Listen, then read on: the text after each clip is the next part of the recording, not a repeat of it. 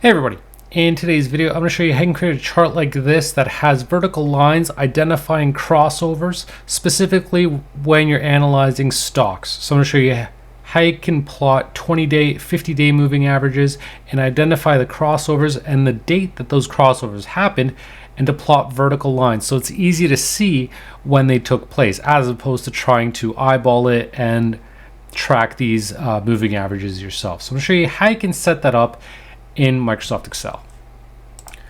So for this example, I'm using NVIDIA's stock price for 2024. So I'm using the stock history function going from January 1, 2024 all the way to the end of the year. So I've got the date and the closing price, and I'm going to show you quickly how we can set up the 20-day, 50-day moving averages and also identifying when there's been a crossover.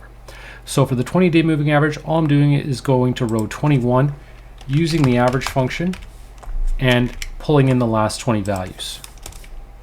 Copy that down, and I'm going to do the same thing for the 50-day moving average. Go to row 51, use the average function again, and pull in the last 50 values. You can tell I've got 50 values because here it shows 50 rows times one column. So that's your way you can check to see how many you've actually selected. And again, copy that down. Now the crossover is a little bit tricky, but I'm going to show you how we can set this up. So I'm using an if function to start with, and then the or function because I'm looking at one or two, looking at multiple criteria, and so I'm looking at any one of them are met.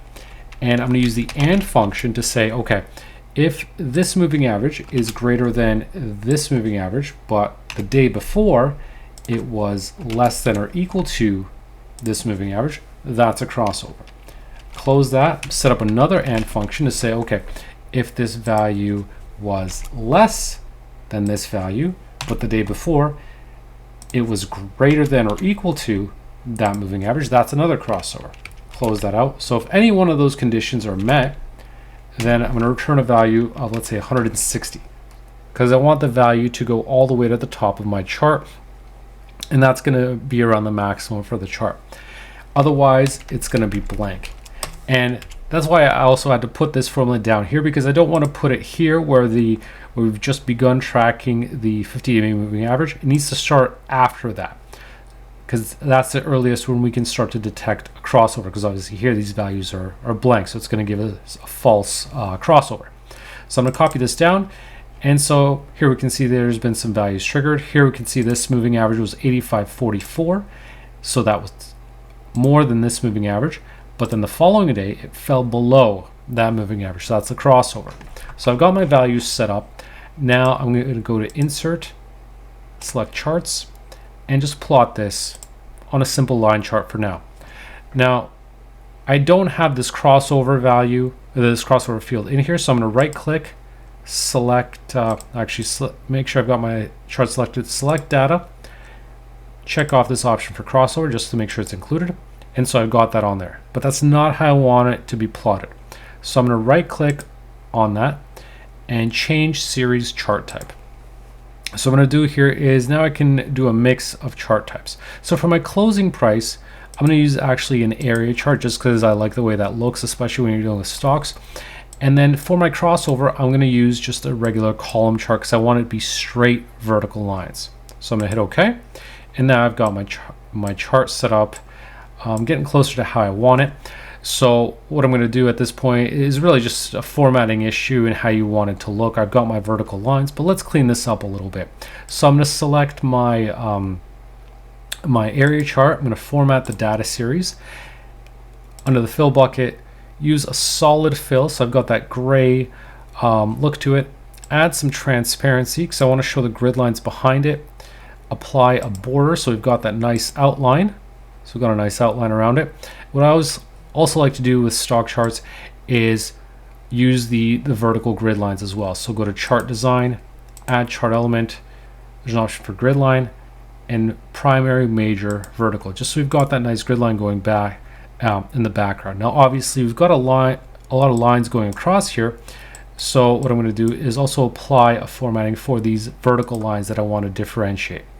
So just to make sure you've got the right series selected, format data series, go to the fill bucket, and I'm not going to use a border because I can make my lines thicker than they need to be. I'm going to use solid fill, And then let's use a dark gray color here. And I'm going to apply a glow effect to this. So just to help it stand out a little bit more. So we can use a preset like a glow color here. And again, we can apply a gray color, perhaps add some transparency just to make it sort of stand out a little bit more so we can see exactly where those lines are. So it's a bit easier to differentiate and see where those crossover amounts are. Obviously you can adjust these colors so they look a little bit different. So for example, if I go back to the fill option, make this a solid black, let's say. There we go. So it stands out a little bit more. And now we've got that glow effect, and it's a bit easier to differentiate the actual crossover vertical lines versus the charts grid lines themselves. So as you can see, by doing this, by setting up that crossover rule, all we need to do is adjust it so that the value goes all the way to the top. And actually, as I'm saying that, I noticed that there is a bit of a gap here. We're going to 180 as opposed to 160. So what I can do is modify this axis, right click, format axis, set the maximum to 160. And then I can also adjust the minimum to, let's say, around 40, just to shrink that gap a little bit more. And so now we've got a much cleaner looking chart, fewer gaps, and it's a lot easier now to identify this is where a crossover happened, this is where the next one happened, and so on. So it's a lot easier now to track these sort of trends right on your chart. And obviously, if you've set up the crossover field, you can also see exactly from your formula when those took place. So it's a lot easier than trying to, again, like I said, to eyeball it and see when they took place. With a chart, you can visualize that and see precisely when those took place. So that's a wrap for this video. If you did like it, please make sure to leave a like and subscribe for more. Thanks for watching.